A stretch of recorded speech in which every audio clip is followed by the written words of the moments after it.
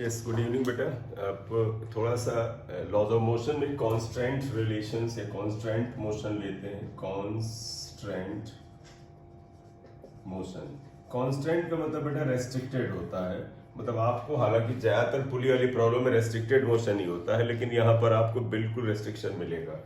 इसमें पहले सिंपल से प्रॉब्लम्स लेंगे, लेकिन जो बड़ी इंपॉर्टेंट होती हैं, बड़ी सिंपल होती है लेकिन बड़ी इंपॉर्टेंट होती हैं, और पुली वाले बाद में लेंगे, जो आईआईटी में ही से पूछी जाती है। ये है तो कांस्टेंट रिलेशन में हम एक पहला क्वेश्चन लेकर के चलते हैं। मान लीजिए क्वेश्चन ही हमने उठाया, ये पहला देखो बेटा। एक ये वर्टिकल स्मूथ वॉल है, ये वर्टिकल स्मूथ वॉल है, और ये हॉरिजॉन्टल फ्लोर है। तो दोनों स्मूथ है बेटा। तो ये फ्लोर हो गया, आप देखिएगा ये वॉल है।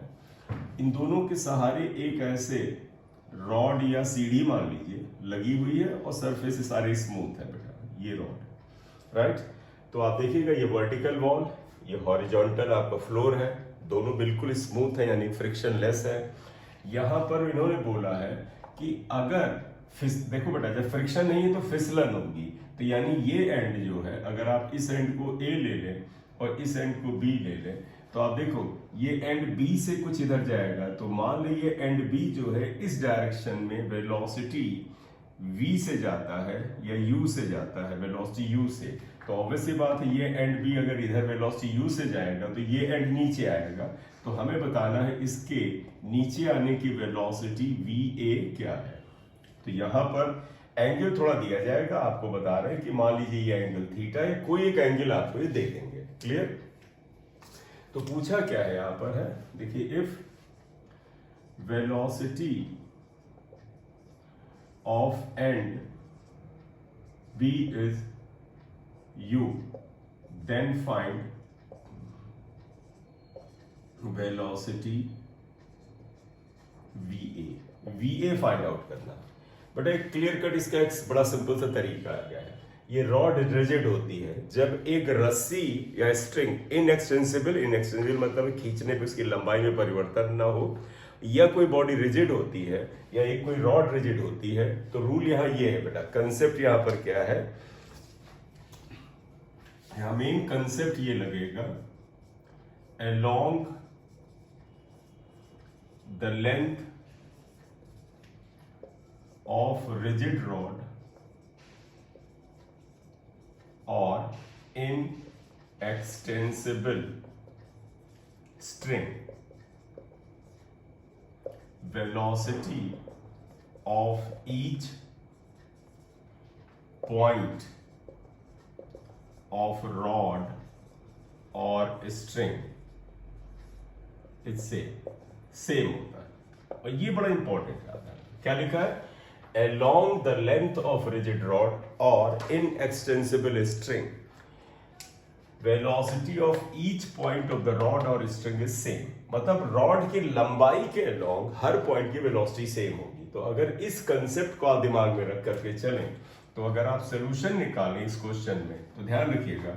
देखो बेटा, ये वेलोसिटी नीचे की तरफ, ये एंड ए की वेलोसिटी नीचे है। तो अगर ये एंगल थीटा है, ये एंगल बेटा 90 है, तो ये एंगल आपको पता है 90 माइनस थीटा आ जाएगा। क्लियर। अब आप बताएं क्या करो बेटा, जितनी वेलोसिटी है, जैसे ये va फाइंड आउट करना है, ये दे रखा है, तो va का कंपोनेंट इसकी लंबाई के लॉन्ग बना लो। तो इधर एक कंपोनेंट बना दो, इसे लिख दो va cos 90 माइनस थीटा। तो आप क्या कंपोनेंट बनाओगे कि सर इसका कंपोनेंट अलोंग द रॉड ना बना दे, क्योंकि कंडीशन में है ना along the length of the rod. इसी तरह से आप इसका कंपोनेंट u का भी component along the length of the rod बना दो। अगर ये एंगल थीटा है तो ये भी थीटा आएगा, that would be equal to u cos theta. Rule के अकॉर्डिंग बेटा ये वैल्यू इसके बराबर होनी चाहिए। तो आप लिखोगे सिंस va cos, ये va cos 90 माइनस थीटा को यहीं पे लिख दो, va sin थीटा हो जाएगा, va sin theta equal to u cos theta. तो therefore VA equal to u cos theta upon sin theta। तो इसका मतलब VA की वैल्यू बेटा u cot theta आ जाएगा। cos upon sin क्या होता है, cot theta होता है। ये वैल्यू आ गई। क्लियर, ये आ जाता है। तो जरा से ध्यान से सोच लो, along the length of the rod is velocity of each point of the rod is same, ये सेम होता है, इसे आपको ध्यान में रखना है। क्लियर? आप इसे जरा समझ लो, फिर अगला पे चलते हैं। चलिए, आपने ये कर लिया। अब इससे मिलता हुआ इसका एक और तरीका करने का बेटा, वो थोड़ा सा कॉम्पोनेंट मेथड, वो आमतौर पर काफी बच्चों को डिफरेंशियल कैलकुलस से करते हैं, टफ लगता है, तो ये बेस्ट है, आप इससे करो। कभी अगर लगेगा मौका दोबारा कराने का तो उस मेथड से भी हम लोग कर देंगे। कैलकुलेशन उसमें ज्यादा है, आप खुद ही उसे ड्रॉप कर दोगे कि सर उसे रहने ही दीजिए। ठीक है, एक क्वेश्चन और लिखते हैं। इन्होंने यहां पर पूछा है, देखो इसी कांस्टेंट रिलेशन का ही है। एक हॉरिजॉन्टल टेबल है, स्मूथ है, ये एक ब्लॉक रखा है, इसका कुछ अपना मास है, ये यहां से स्ट्रिंग लगी है और ये पुली से जाता है, पुली फिक्स है, ये फिक्स पुली, ये फिक्स पुली, और यहां से धागा जाता है और इसके बाद ये हॉरिजॉन्टल वेलोसिटी मान लें u से खींचा जाता है। तो अगर आप स्ट्रिंग के इस एंड को अगर आप ले लें तो ये एंड a है, ये एंड इवन ये a ले लो, ये एंड b है, तो ये कहते हैं कि अगर स्ट्रिंग के एंड a को हम u वेलोसिटी से पुल कर रहे हैं, खींच रहे हैं, तो ये जो ब्लॉक m है इसकी हॉरिजॉन्टल वेलोसिटी क्या, हॉरिजॉन्टल वेलोसिटी क्या होगी? तो अगर यहां पर क्या दिया है, if and a of the string is pulled by velocity u, then find horizontal velocity of the block m। m block का horizontal velocity you have to find out, ये हमें फाइंड आउट है। तरीका बेटा वही है, along the length of the string or rod velocity of each point is same। ध्यान रखना, स्ट्रिंग की लंबाई आपको कैसे दिख रही है, जरा ध्यान से देखो, ये स्ट्रिंग की लंबाई है, तो आप देखो ये वेलोसिटी तो स्ट्रिंग की लंबाई के अलॉन्ग है, इसे मत टच करो, ये पड़ा रहने दो। लेकिन उन्होंने कहा व्हाट इज द हॉरिजॉन्टल, तो मान ली इसकी हॉरिजॉन्टल वेलोसिटी अगर हम इसे मान लेते हैं तो हम इसे मान ले v है, ये हमें फाइंड आउट करना है। क्वेश्चन में एक चीज और दे रखी जो हमने शायद नहीं शो की है, ये एंगल इन्होंने दे रखा है बेटा, theta is given in question, right, ये है। तो हम यहां पर मान ले सॉल्यूशन में, let horizontal velocity of the block is v, then concept वही है बेटा, along the length of string। देखो बेटा, ये वेलोसिटी तो स्ट्रिंग की लेंथ के along है, लेकिन ये वेलोसिटी तो इधर है, आपको इसका कंपोनेंट इधर करना चाहिए। तो पता है ये एंगल अगर थीटा है तो ये 90 माइनस थीटा होगा, तो v का component along the length of the string क्या हो जाएगा, v cos 90 माइनस थीटा। बोलिए अंडरस्टूड? v का कंपोनेंट इसके along v cos 90 minus theta होगा, ठीक है। तो आप देखिएगा क्या रूल बना कि ये वेलोसिटी जो होगा v cos 90 minus theta, why we are taking beta, it is along the length of the string, this velocity should be equal to this, ये आएगा, तो v sin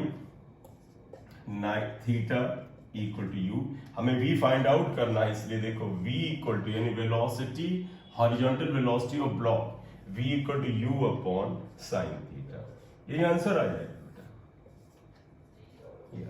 तो रूल को आप अच्छे से पहचान लें कि कांस्टेंट रिलेशन में हम इसको कैसे लगा के चलते हैं, यहां पर ये पूछा है, क्लियर? ऐसे ही अगर हम एक क्वेश्चन करते हैं, आप इसे नोट कर लो बेटा, 5 सेकंड का एक पॉज लेते हैं। कांस्टेंट रिलेशन पे बेटा एक और क्वेश्चन करते हैं, बड़ा पॉपुलर क्वेश्चन है। देखो बेटा, यहाँ दो फिक्स पुली है, देखो ये पुली फिक्स है, इस पुली को आप P1 ले लो, यहाँ पर ये पुली P2 है, ये फिक्स है। आप देखो इसके ऊपर से ये स्ट्रिंग जा रही है इधर, ये स्ट्रिंग जा रही है इधर, यहां से एक मास m लगा है, ये एंगल थीटा थीटा सेम है, ये दे रखा है इन्होंने।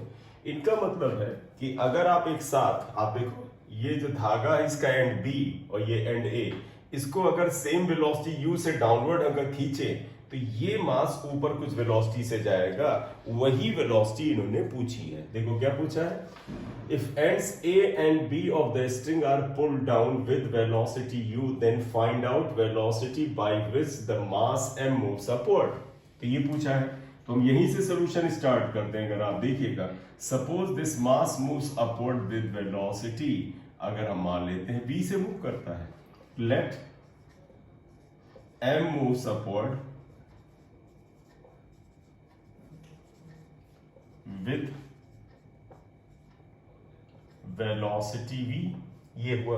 अब आ जाइए, आप देखो बेटा ध्यान रखना, रूल वही है क्या, स्ट्रिंग का हर पॉइंट उसके अलोंग सेम वेलोसिटी से चलेगा। तो देखो बेटा स्ट्रिंग ये वेलोसिटी अपवर्ड है, आप देखो ये धागा आप पकड़ लो अगर, तो आप लोग धागे की लेंथ के अलोंग इस एंड के वेलोसिटी देखो u है, लेकिन इस पॉइंट के वेलोसिटी अगर आप लें तो देखो ये v है, ये थीटा है, तो इस तरफ इसका कंपोनेंट क्या हो जाएगा, v cos थीटा। ध्यान से देखिएगा, इस वाली स्ट्रिंग का इसकी लंबाई के अलोंग, इसकी लेंथ के अलोंग इस पॉइंट का वेलोसिटी क्या हो जाएगा, v cos थीटा, और जबकि स्ट्रिंग के इस एंड की वेलोसिटी क्या है, u है।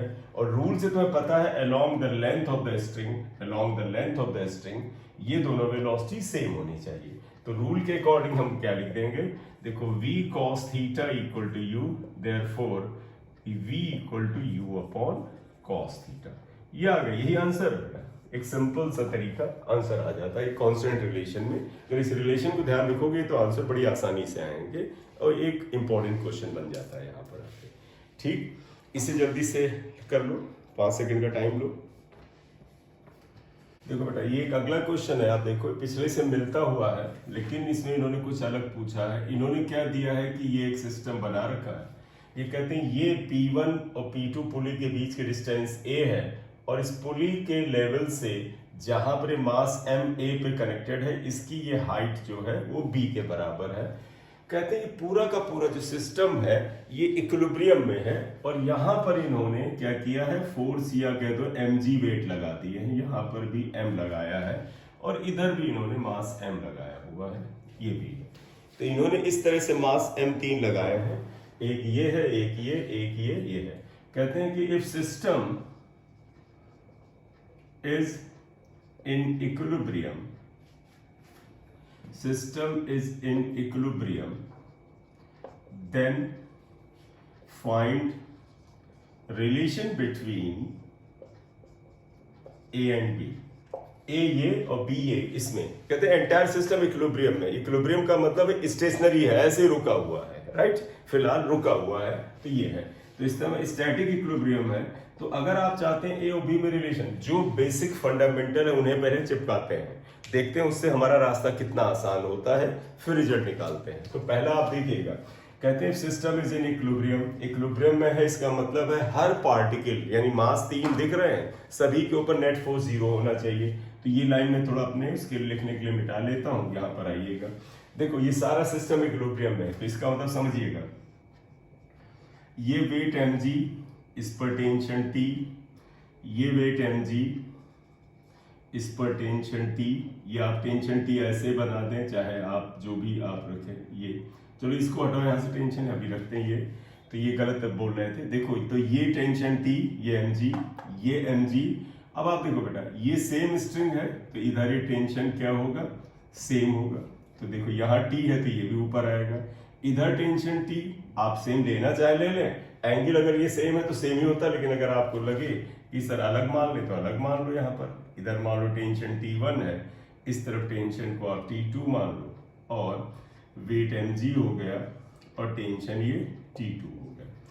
अब आप देखिएगा, आपने मान लिया कि स्ट्रिंग के इस वाले, क्योंकि इस पूरे स्ट्रिंग में टेंशन सेम है, इधर वाले में अलग है T2, हमने ये ले लिया और इसको हम यहाँ पर कर रहे हैं। तो अब आप जरा सही से इक्विलिब्रियम पहले ध्यान देना, देखो ये mg T1 के बराबर है, यानी T1 इक्वल टू mg, एक ही क्वेश्चन, और ये T2 भी mg के बराबर है, T2 भी mg के बराबर है। तो इससे ये तो क्लियर हो गया कि T1 और T2 सेम है। तो फ्रॉम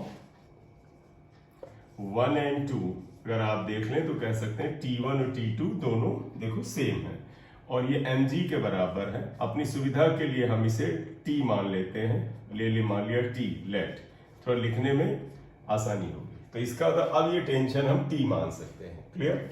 देखो कंपोनेंट क्या होंगे, इसका एक कंपोनेंट इधर जाएगा, that is T1 cos theta, एक कंपोनेंट इधर जाएगा T1 sin थीटा, इस T2 का एक कंपोनेंट इधर जाएगा T2 cos थीटा, और ऊपर कंपोनेंट जाएगा T2 sin थीटा, राइट। अब अगर मैं इस मिडिल ब्लॉक को, अगर इस ब्लॉक को मैं अगर P से लिख देता हूं, तो इसके इक्विलिब्रियम में देखो क्या लगेगा, बताओ बेटा। For the equilibrium of block P अगर आप लिखें क्या आएगा, अपवर्ड फोर्स यानी ये इन दोनों का टोटल इसके बराबर होना चाहिए। तो फॉर इक्विलिब्रियम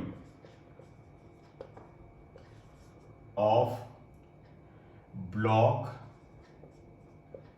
P, ये P है, देखिए क्या आएगा, T2 sine theta plus T1 sine theta should be equal to mg। I am repeating, देखो ये ऊपर के फोर्स नीचे के बराबर होंगे, क्लियर।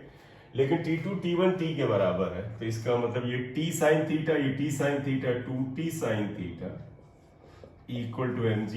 लेकिन देखो बेटा जो T है ये mg के बराबर है, इसलिए 2 mg sine theta equal to mg आया, ये कैंसिल हुआ, तो ये बेटा वहां 1 बचेगा, sine theta equal to half आएगा। देखो ये 2 इधर आके हाफ, और साइन थीटा हाफ भी होता है वो 30 डिग्री, इसलिए थीटा इक्वल टू 30 डिग्री आ गया। अगर ये एंगल 30 पता चल गया तब तो बेटा इस वाली डिस्टेंस, और तुम्हें पता है बेटा ये पूरी डिस्टेंस a के बराबर है, तो यहां तक अगर इस पॉइंट को हम C से डिनोट कर लें, तो देखो इस ट्रायंगल में अगर आप ले लें, यहां पर आ जाइए, या आप चाहें तो इस ट्रायंगल में ले लें a, इस पॉइंट को हम ले लेते हैं b, हमने कहीं लिखा तो नहीं है, नहीं, ठीक है, देखिए a, इसे आप लिख दो b, और इस पॉइंट को ही चाहे यहां पर इसे लिख दो c, और इसको फिलहाल हटा देते हैं। अब देखो इस ट्रायंगल में क्या आएगा, tan theta equal to perpendicular upon base, और ये बेस कितने के बराबर है, a के आधे के बराबर, तो हम इसे कर लेंगे, अभी आसानी से आ जाएगा। तो अगर आपने ये कर लिया है, आप इसे नोट कर लो, मैं स्पेस बना देता हूं। तो देयरफॉर देखिएगा, एन ट्रायंगल ABC, ये A है, ये C है, ये B है। देखो ये थीटा हुआ, तो आप देखें क्या लिखोगे, tan theta equal to BC upon AB। tan theta को tan 30 लिख दो इक्वल टू BC, B के बराबर, अपॉन AB बेटा इस A के आधे के बराबर है, A/2। अब देखो tan 30 क्या होता है, 1/√3 इक्वल टू, ये क्या हो जाएगा, 2 ऊपर चला जाएगा, 2B/A। तो इसलिए आप कह सकते हो 2√3B is equal to A, यानी कि A is equal to 2B√3। अब आंसर ऐसे दिया है या कुछ दिया, वो तो आप ऑप्शन में मिलाएंगे, ये आ जाता है। तो एक अच्छा ठीक ठाक सवाल है, आप इसे करिए, नोट करिए, और फिर आगे बढ़ते हैं यहाँ पर, क्लियर।